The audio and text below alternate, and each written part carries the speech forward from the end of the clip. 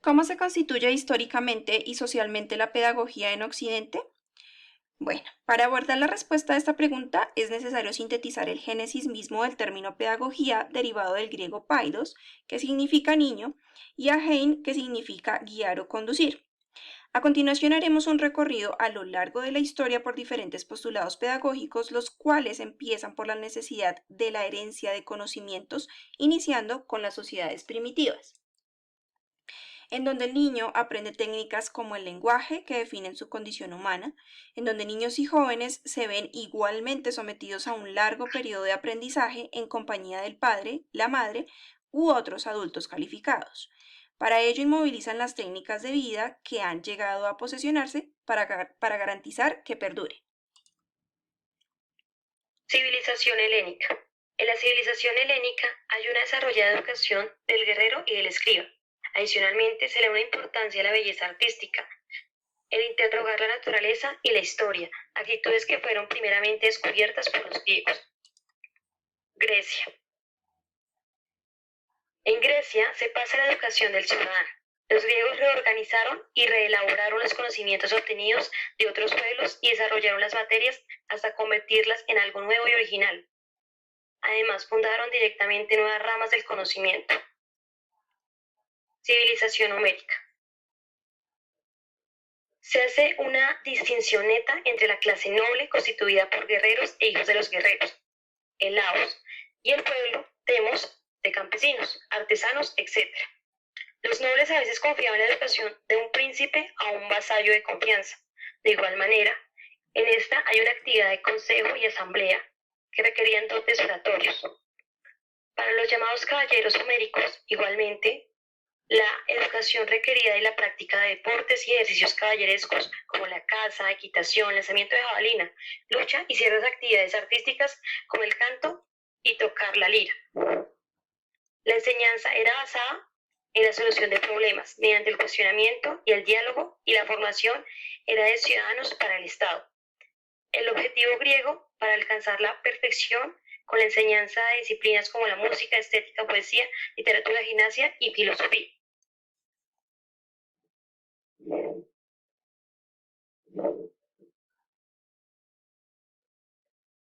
Sofística. Con este movimiento se encuentra el verdadero origen de la educación griega, con una incipiente pedagogía en cuyas bases sentaron estos intelectuales, los sofistas, quienes se consideraron los primeros profesionales de la enseñanza, ya que impartían sus conocimientos con previo pago de unos honorarios acordados. La retórica no era lo único que enseñaban estos maestros, pues fueron los primeros en darle valor formativo a las matemáticas como ciencia compleja, por lo que las incluyen dentro de los ciclos de estudios de los niños. De esta forma surgió el conocido cuadrivium, que incluía la aritmética, la geometría y la astronomía y la acústica. Romana.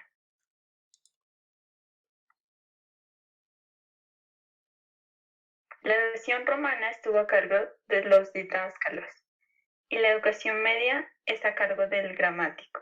Esta se enfocaba en el aprendizaje de la escritura, lectura y comentario de los clásicos como Homero, Hesiodo, los líricos y los trágicos. Igualmente se enseñaba un mínimo de aritmética con aspectos científico-matemáticos, parte de la cultura general de la época. Posteriormente, en la educación secundaria, se abordaba la aritmética y la geometría elementales y se enseñaba algo de teoría musical y astronomía. Para esta época, la música, la danza y la gimnasia pierden importancia y son marginadas. Por su parte, en la educación superior es sobre todo de carácter oratorio. Cristianismo. El ideal pedagógico era formar al hombre nuevo y espiritual, al miembro del reino de Dios. Para esto la educación precedía al bautismo y se tenía como ejemplo el Evangelio. La Edad Media. Se constituyeron escuelas al amparo de los monasterios, las parroquias y las catedrales en donde se brindaba una instrucción media y superior. Por otra parte, había una escasez de maestros y era difícil recibir una preparación adecuada, lo que hacía que en las escuelas el profesor supiera muy poco más que sus alumnos. Surgieron las escuelas monásticas y escuelas catedralicias, estas últimas las cuales dieron origen a la universidad. Asimismo, se formaron comunidades de profesores que defendían sus intereses y la disciplina de los estudios, protegiéndolas del canciller, el obispo o el rey. Principalmente habían escuelas de gramática, retórica, leyes y medicina. Entre las más reconocidas se encuentra la de Chartres para la gramática y la literatura, la de París para la lógica y la teología, la de Bolonia para el derecho y la de San Telmo para medicina.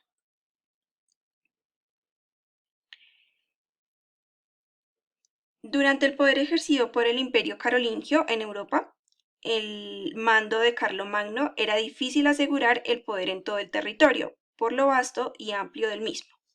Así que para asegurar el control en el territorio les fueron asignadas tierras a nobles, caballeros, ilustres y sobre todo al clero, para que las administraran junto con las personas que las habitaban, haciendo que el campesino nacido en esa tierra fuera obligado al trabajo de la agricultura y la ganadería. Estos representantes fueron llamados feudales. Con el tiempo fueron reclamando cada vez más derechos en las tierras, al punto que podían juzgar, decidir nuevos impuestos y hacer convocar ejércitos. A su vez, se organizaron entre ellos mismos como feudales para conservar el poder de sus tierras, ya que representaba claramente su sistema financiero. El feudalismo obedecía a Magno, pero cuando éste falleció, el imperio se dividió y las personas abandonaron las ciudades y regresaron al campo en un proceso de ruralización. Cerca del siglo XI comenzaron los intercambios comerciales, generando otra clase social llamada burguesía.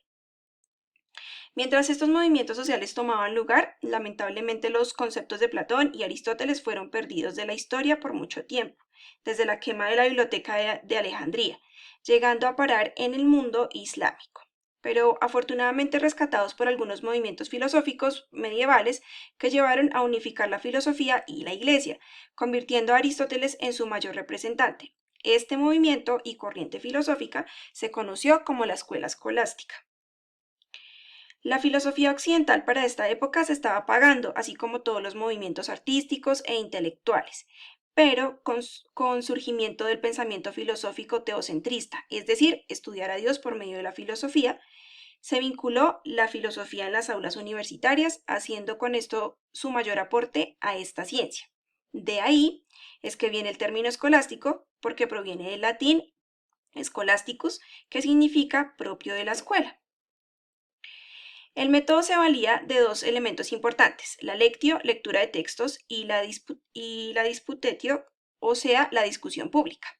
Esto permitió un avance importante porque en la discusión eran bienvenidos los aportes del estudiante en la concentración de la resolución del problema que se estuviera abordando, así también como la opinión, por supuesto, del gran maestro escolástico. Bueno, pues eso tampoco era tan sencillo debido a que como era la iglesia quien controlaba las universidades, por el teocentrismo que se manejaba en esa época, las discusiones fácilmente podrían terminar con la opinión total de la iglesia. En otras palabras, como lo decía Agustín de Hipona, filosofía ansilla teologiae. La filosofía es la esclava de la teología.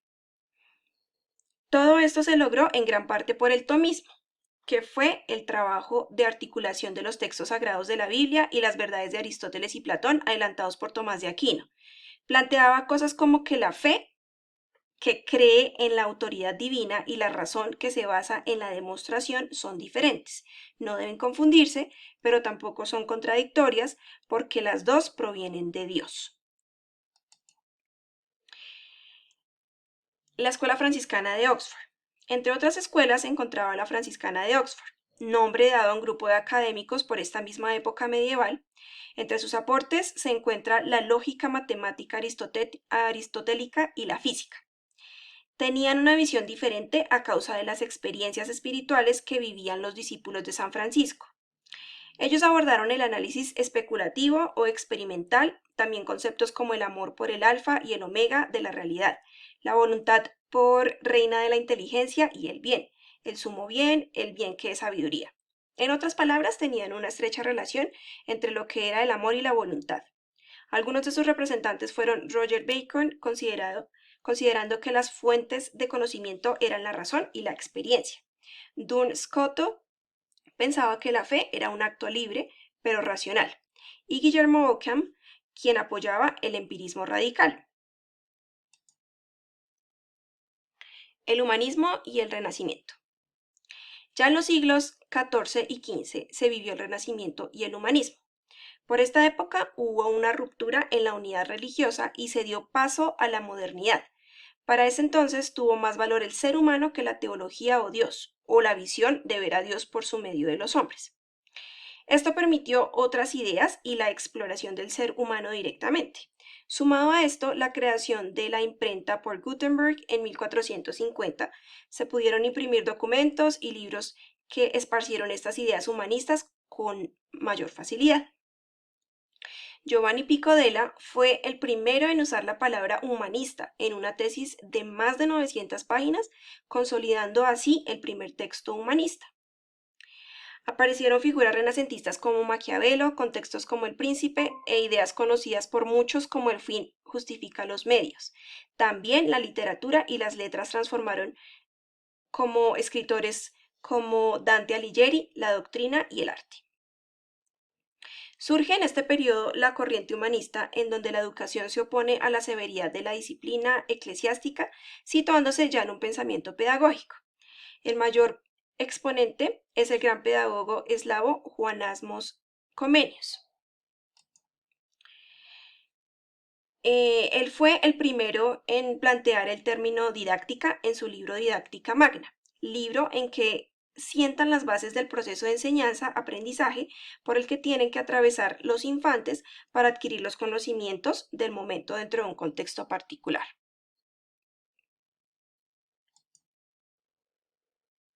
Orígenes de la ciencia moderna. Estos movimientos renacentistas dieron paso a los orígenes de la ciencia moderna, donde pensamientos como los de Copérnico, al desechar el geocentrismo, es decir, el universo giraba en torno al ser mundo, dando paso al heliocentrismo, o sea, que el planeta gira alrededor del Sol. Aunque Copérnico no publicó esto por miedo a la Iglesia y las represalias que tomarían, Galileo Galilei sí lo hizo, siendo juzgado por la Iglesia y la Inquisición. Este método científico comenzó por medio del empirismo, es decir, la observación de la realidad más la reflexión racional da como resultado el método científico. Este tenía 5 fases que aún conservamos. La primera, ver el fenómeno; la segunda, plantear el problema; la tercera, formular la hipótesis; la cuarta, experimentación para probar la tesis; y por último, la conclusión. Esto trajo grandes avances, por ejemplo, en astronomía, como lo vimos en la teoría heliocéntrica, en la medicina, con la disección de cuerpos, que para entonces estaba prohibido, en física y química, el descubrimiento de las propiedades de los cuerpos, la ley de gravedad, inicios de la electricidad, entre otras tantas cosas.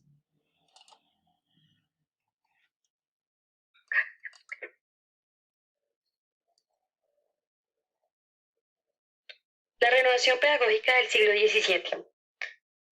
Esta exigía la fijación de nuevos métodos rigurosos y fecundos, que caricaturaron la filosofía del Estado del siglo XVII. Las nuevas escuelas populares eran pocas y funcionaban mal. Lutero había recomendado métodos humanos y suaves. La realidad era muy diversa, o por mejor decir, con palabras de Comenio, era tal que no había muchacho de condición modesta que no esperase con ansia la hora de escapar de ellas aprendiendo como fuera un trabajo manual. Las mismas escuelas humanistas que, como hemos visto, realizaban en el nivel de enseñanza media una parte de lo que antes se hacía en el nivel universitario y que ya entonces eran frecuentadas por una masa creciente de estudiantes, resbalaban más y más hacia un formalismo pedante, con métodos de pura memorización y una disciplina mecánica. Era necesario modificar los métodos, encontrar sistemas de enseñanza que no solo permitieran aprender mejor y más rápidamente lo que ya se enseñaba, sino también otras cosas, incitar al joven a un mundo más rico y complejo del conocimiento por la tradición clásica. Como se recordará, el humanismo había intentado preparar al joven para cualquier tarea nueva que pudiera presentarse, dotándolo de una personalidad armoniosa, elástica y original. Su intención era no dejar perder ninguna potencialidad o posibilidad, pero no se preocupaba de buscar contenidos nuevos, y si acaso dejaba que estos llegaran arrastrados por la corriente de la vida. La filosofía y la pedagogía de John Locke.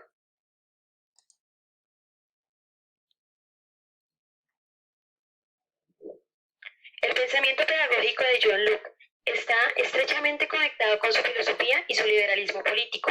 Aboga por una educación apta para formar un gentleman capaz de ser útil a sí mismo y a su patria en un clima de ordenada libertad y audaz iniciativa. Se atiende más a la calidad que a la cantidad de enseñanza, y la forma de carácter se antepone a la intelectualidad. El contraste es tan radical que muchos lo consideran como un rechazo definitivo a los ideales humanísticos por parte de quienes considerado con justicia como el padre de la ilustración. Pero en realidad Locke no hace más que recoger y proseguir algunas de las existencias más características de la renovación educativa humanístico-renacentista. Lo considera el juego como un factor educativo de enorme importancia y no solo como un ejercicio físico. El juego enseña a medir las propias fuerzas, a dominarse, a actuar con provecho sobre el mundo externo. Por último, puede ser fuente de enseñanzas intelectuales. Por ejemplo, los niños podrían aprender a leer jugando concursos con letras del alfabeto. Relacionismo y empirismo. Se trata sustancialmente de dos métodos diversos para resolver los mismos problemas. Su diversidad es una simple cuestión de prioridades. El realismo asume como ideal cognoscitivo la construcción matemática, mientras el empirismo la considera como una forma abstracta que no sirve solo como en medida que se llena a todos contenidos sensibles, o sea, en cuanto se aplica a los datos reales de la experiencia. Rousseau. Emilio Rousseau distingue tres especialidades de la educación: la educación de la naturaleza, la educación de las cosas y la educación de los hombres. Solo con el concurso armonioso de todas aquellas puede un individuo resultar bien educado. Para Rousseau, la regla más importante, más útil y más grande de cualquier educación no es ganar tiempo, sino perderlo. No es de dejar que el niño se enmohezca el hocico, sino de no obstaculizar, perturbar o acelerar un proceso natural de maduración y actividad espontánea para el cual Rousseau exigía un religioso respeto. Rousseau distingue tres disposiciones o grupos de disposiciones fundamentales que forman lo que se llama la naturaleza del hombre, que son el sentido, la utilidad y la razón, y considera que se afirman sucesivamente y maduran en forma espontánea. Romanticismo.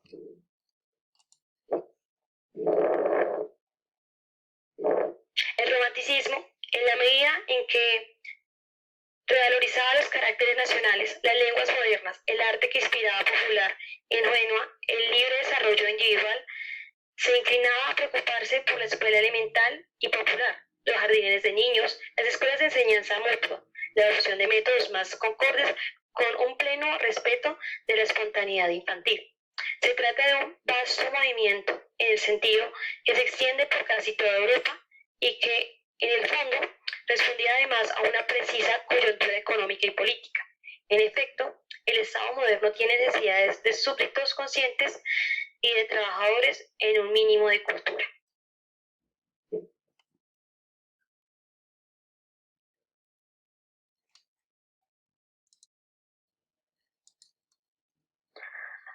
Giovanni Enrico Pestalozzi. En sus experimentos pedagógicos trató de llevar a su máximo desarrollo el método de educación elemental. Para él, la educación es un encaminamiento a la autonomía de la vida moral. En el niño se deben despertar las fuerzas del corazón, la mente y la mano. Es por esto que la educación debe realizarse de manera equilibrada en su aspecto ético, religioso, en su aspecto intelectual y en su aspecto artesano. Igualmente plantea como valor fundamental la claridad cognitiva basada en la experiencia y considera importante revalorar la experiencia de primera mano. El positivismo social. El positivismo social es parte del movimiento romántico del siglo XIX, en el cual habían dos corrientes, el positivismo social y el positivismo evolucionista. El positivismo social surgió de la necesidad de convertir la ciencia en la base de un nuevo orden moral, o social o religioso.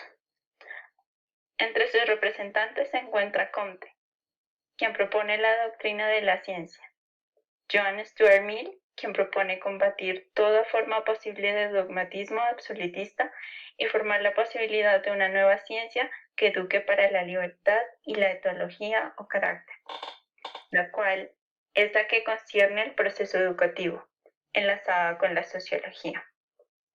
En contraste, se encuentra el positivismo evolucionista, el cual tiene representantes a Herbert Spencer, quien está a favor de que la educación conceda un amplio margen de libertad al educando y propone al juego como una actividad fundamental, la autonomía y la presencia de conocimientos científicos y técnicos. Finalmente, Alexander Bain, el cual le da una especial importancia al conocimiento y las ciencias naturales. Idealismo contemporáneo. El idealismo contemporáneo es heredero de la filosofía romántica, y como el movimiento que representa los caracteres y las exigencias de esta, con representantes como Josiah Royce, según el cual el conocimiento está constituido por ideas y las ideas tienen un significado interno constituido por el fin que la idea se propone, y un significado externo que es la referencia de la idea a la cosa externa que representa. Giovanni Jansson, el cual plantea que la única realidad es el pensamiento autoconsciente y concibe el acto educativo como un acto de amor, en el cual el educando y el educador repiensan la única verdad que los supera a los dos. Adicionalmente, sugiere que cada materia es un método en sí misma, un acto de búsqueda y creación. John Dewey. John Dewey establece que la educación está en relación con la conciencia social de la especie.